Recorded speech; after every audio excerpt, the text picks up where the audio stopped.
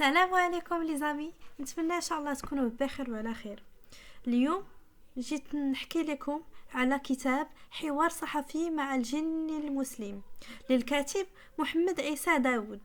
هذا الكتاب ماشي لشي شخص عادي اللي غير كيتفوه بالتفاهات، وانما كتب واحد من بين اكبر المفكرين والباحثين في مجال الدين والسياسه والاجتماع. كذلك عنده بزاف المقالات اللي كتضمن دلالات كتبين المصداقيه ديالها. دابا بلا ما نطول عليكم، استمتعوا بهذه الحلقه اللي عامره بغموض واسرار العالم الاخر.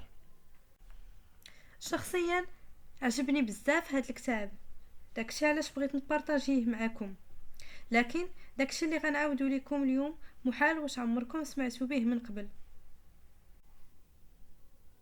هذا واحد الجن هندي سميتو رسلان سمير كنجور، واللي في عمره 180 سنة. نهار سلم رسلان كان معاه 10,000 جني تقريبا، هما الحراس ديالو، لأنه كان أمير عنده السلطة الهمة والمال. من بعد ما عز الله ودخل الإسلام ولات سميتو مصطفى كنجور. قبل ما ندخل في الديتاي ديال الحوار اللي غنجسد فيه الدور ديال الصحفي ديالنا، خاصنا نعرفوا ان الجن ما كيظهرش في الهيئه ديالو الحقيقيه. فكيفاش داز هذا الحوار؟ هذا الجن المسلم اللي هو مصطفى كنجور كان متلبس واحد الراجل، يعني كان داخل فيه.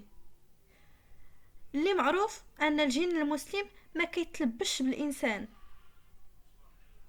هذه خدمه الجن الكافر فقط ماشي المسلم. فكيفاش دار ليها؟ فعلا الجن المسلم ما كيتلبش بالانسان، لكن الحاجه اللي خلاته يتلبس هذا الانسان هذا بالضبط، بحسب المعلومات اللي كاينين في الكتاب، انه كان كيحاول يحميه من شي شياطين كانوا دايرين به واللي كانوا باغيين يأذيوه. فمن طبيعه الحال الصحفي ديالنا استغل هذا الموقف ودار حوار مع الجني مصطفى كنجور، اللي بدورو كشف لينا بزاف ديال الاسرار على العالم ديالو. اول حاجه سولتو على الشكل الحقيقي ديال الجن بالتفصيل. قال لي مصطفى كنجور باللي الانس عنده فكره غلطه يتصحاب ليه كاع الجنون، صفتهم خايبه، كيخلعوا ووجههم خايب، عندهم ذيل او بين قوسين قزيبه بحال ديال الحيوانات. أكد لي مصطفى أن هذا الشيء لا أساس له من الصحة، إنما هو فقط أوهام اخترعها البشر على الجنون. قطعته أن هذه الأوهام تشكلت من الصور المفزعة اللي كيتشكل فيها الشيطان باش يخلع الإنسان. قال لي الجني أن الشيطان مسخ، أي مسخ الله تعالى، صفته خيبة كتخلع مقارنة مع الجن المسلم اللي كيحصل الله الصورة ديالو. هنا قلت ليه فصحح لينا الأفكار المغلوطة اللي عندنا على الجنون، وقول لي الشكل اللي خلقك به الله تعالى كيف داير. قال لي صفتنا كتشبه شوية ديال بنادم، إلا أنه كاينين اختلافات متعددة، بحال الراس عندنا كبر من السقيدة مقارنة ببنادم، عينينا طوال وواسعين ماشي بحالكم. سولتو واش عينيكم بصح ديما حمرين؟ قال لي في معظم الأحيان، ولكن كاينين اللي عينيهم ملونين تماما بحالكم. اما الودنين فقراب ديال الحصان، خصوصا ان الشكل ديالهم مدبب كيشبه الودنين القطوط. فإلا رديتو البال الودنين الحصان وديال القط مشابهين. اكد لي مصطفى ان الجني المسلم الى تشكل ودنيه كيشبهوا الحصان او القطوط، وفي بعض الاحيان كيشبهوا ديال الاسد. وإلا جينا للنيف فكان وسط وجوهنا بحال بنادم نيشان صغير بحال ديال الفلبينيين. والجني المسلم عندنا كيربي اللحية اتباعا لسنة الرسول صلى الله عليه وسلم، واللي ما دايرهاش في المسلمين كنقولوا عليه وجه الخلا. اما بالنسبه للشعر عندنا فكتير بزاف وطويل بزاف العيالات ديالنا مقارنه بالعيالات ديالكم. قلت لكم بخصوص يديكم ورجليكم، واش بصح رجليكم كيشبهوا رجلين الخيل؟ قال لنا يدينا بحال يديكم نيشان، غير هو صبعانا وضفرانا طوال بزاف، اما فرقشنا فديال الخيل تماما. وهيكلنا العظمي كيتميز بواحد المرونه وليونه خطيره وخاصه، وجهازنا الهضمي كيهضم داكشي اللي كناكلوه، وكيخرجوا الفضلات من البلاصه اللي خلقها لنا الله تعالى بحالكم تماما، الا ان هاد الفضلات كتكون على شكل بخار بحال البول، اعزني واعزكم الله. بحيث كاينين شياطين اللي كيتبولوا حاشاكم فنين المسلم اللي ما كيذكرش الله قبل ما ينعس، واللي ما كيعقدش النيه باش يدير الفريضه ديالو، اي انه يصلي صلاه الفجر. بالاضافه ان عندنا اعضاء تناسليه بحالكم، غير هو صغر كيتناسب الاجساد او حجم الاجساد ديالنا. في الرجال ديالنا بحال الرجال ديالكم في جميع النواحي، والعيالات ديالنا كيشبهوا العيالات ديالكم في جميع النواحي. هنا قطعته، واش بصح الشيطان او الجن على العموم عنده القرون؟ قال لي هاد الهضره قالها الرسول صلى الله عليه وسلم، وهو ما غيكذبش. فكل جن عنده 2 قرون في راسو لكن صغار، ولكن القرون ديال ابليس كبار مناسبين لحجمه الكبير اللي كيرجع لقدم وجوده، اي قدم البشريه الاولى. والالوان ديالنا مختلفه تماما بحالكم، لكن اغلبنا عزي او ذو بشره سوداء. وبالنسبه للباس ديالنا كنلبسوا لباس زوين ومختلف. فيما يخص العيالات المسلمات عندنا كيلبسوا لباس محتشم كيتبتل في النقاب او الحجاب بحالكم تماما. والرجال عندنا كيلبسوا الفوقيات اللي كيميل اللون ديالهم يا اما الكحل او الاحمر او الازرق. قلت ليه هادشي كله ما كتشوفوكمش. قال لي هادشي طبيعي، كيرجع طبعا الاجساد ديالنا اللي الطبيعه ديالهم شفافه وهوائيه، واصلا بيننا وبينكم حجاب ما يمكنش تشوفونا، ولكن حنا كنشوفوكم.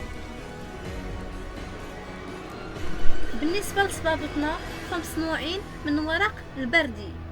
المسلم منا كيلبس 2 فردات، والشيطان كيلبس فرده وحده، كيلبس اليسريه وكيخلي اليمنيه خاويه. سولتو واش ممكن الانس يشوفكم؟ قال لي لا، ولكن كاينين حالات خاصه بزاف، مثلا الا تلبس الجن بشي حاجه، او الا شرب الانسان المسلم من ماء مسحور، او الا بغى الجن وتوفروا ليه الشروط. فالشيطان او الجن عامه كيخاف يشوفوه الناس، كيخاف يكون الانسان على علم ويحصلو ويقسم عليه باسماء الله العظمى ويبقى على ديك الصوره ويتمكن منه. الا كان الانسان متقي ومتبع طريق الله، عمر الشيطان ما يقد يأذيه. فباش يتعرض لك الشيطان خاص توفر فيك شي شروط، بحال البعد عن الله، عدم الطهاره، الواحد يتمشى في الطرقان والبلايص المهجوره، ويتمشى الواحد بالمقابر او بلا القبوره او المقبرات بالدارجه بالليل. وحنا داويين نمح مصطفى واحد الصوره كانت معلقه عندي في الحيط، فقال لي سربي حيدها. سولتو علاش؟ قال لي الصور كتحتوي على مغناطيس كيجذب الشياطين، كيشمها كما كيشم بنادم الروايح، وكيقد يشوفها من بعيد لحقاش فيها اشعاع ما كيقدش الانسان يشوفها بالعين المجرده. واكد ليا ان الصور كيجريو على الملائكه من الدار حيت كيخافوا منها. شفت فيه وسولته، قلت له بالنسبه للالعاب اللي كيلعبوا بها الدراري الصغار، قال لي لا، الالعاب ديال الدراري الصغار بفضل الله وقوته ما كتجذبش الشياطين. يقدر لحقاش الدراري الصغار بحكم لاش صغير ديالهم ما الله دار تولد الخير وما دارش انهم يجذبوا الشياطين.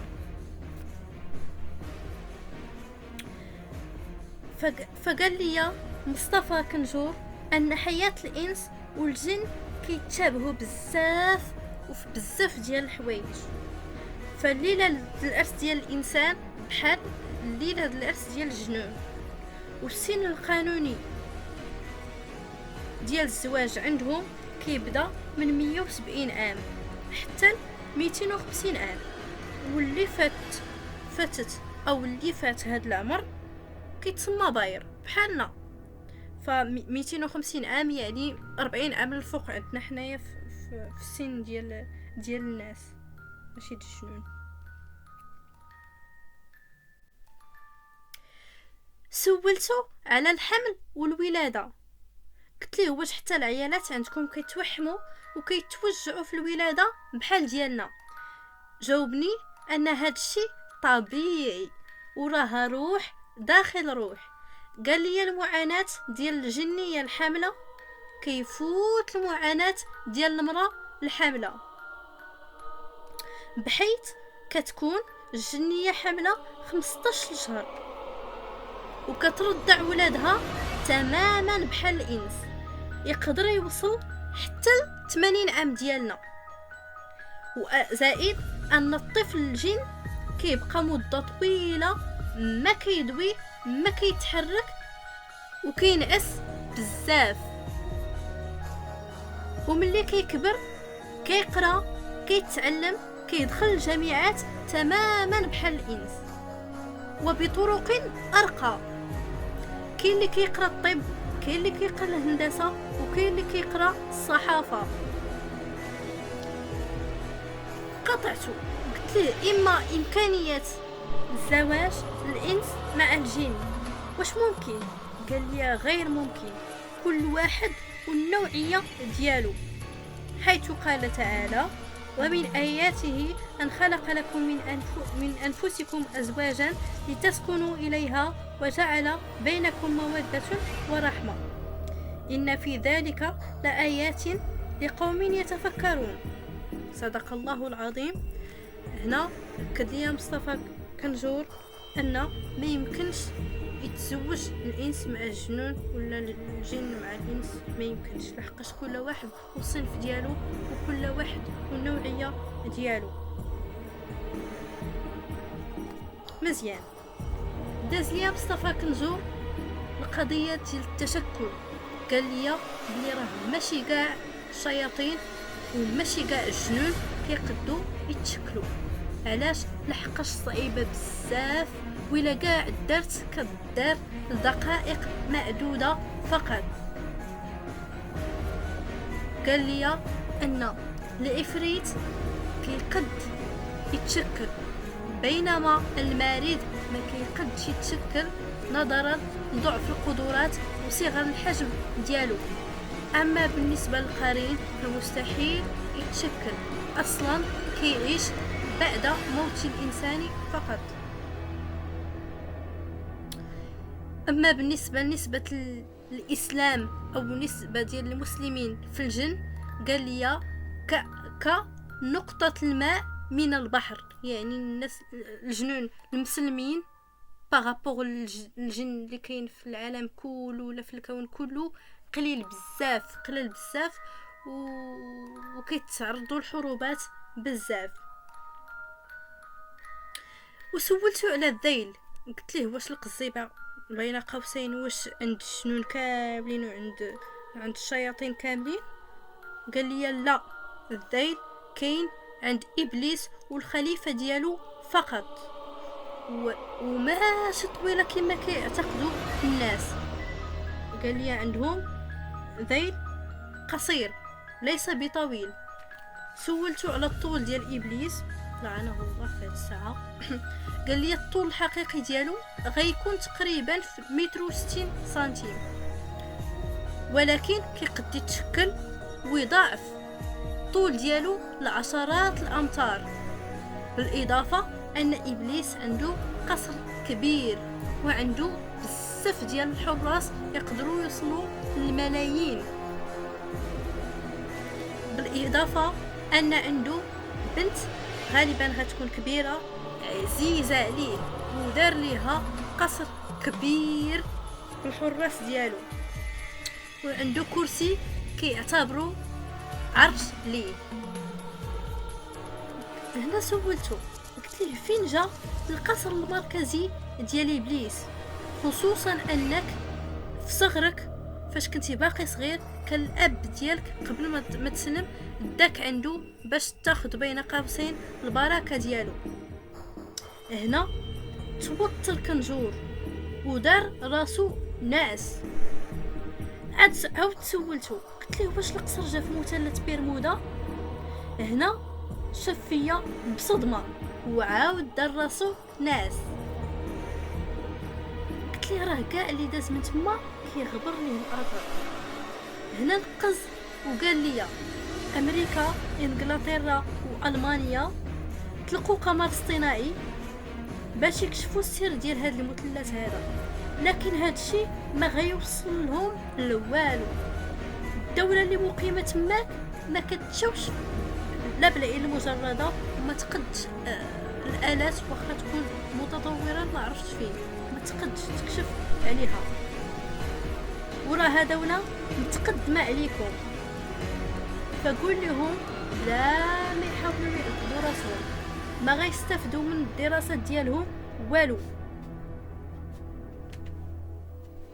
وبلا ما تخافوا، اللي مآمن بالله ومحافظ على التلاوه ديال القران ما غيسوقر منه لا الشياطين ولا التبعه ديالو حتى حاجه. وهنا كنكون ساليت كتاب حوار صحفي مع الجني مصطفى كنجور، والصراحه استفدت بزاف ديال المعلومات شخصيا وتعلمت بزاف ديال الحوايج، فعجبني الكتاب وكنت باغا نبارطاجي معكم داكشي اللي كان فيه. فدعموني بلايك وبسبسكرايب واي نوت، وكنتمنى ان شاء الله تكونوا استمتعتوا معايا، وشكرا لكم.